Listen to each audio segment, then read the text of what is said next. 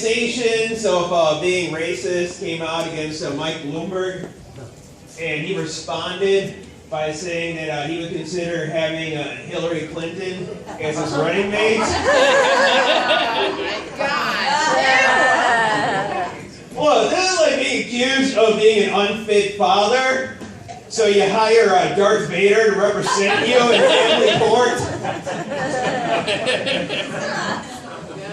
He was a shitty dad.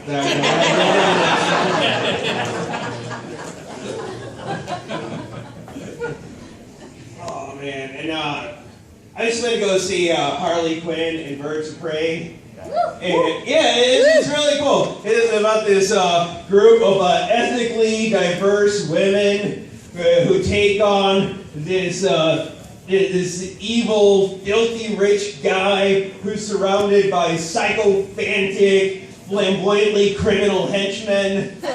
You realize this is basically the story of AOC and the Squad going up against the Trump administration.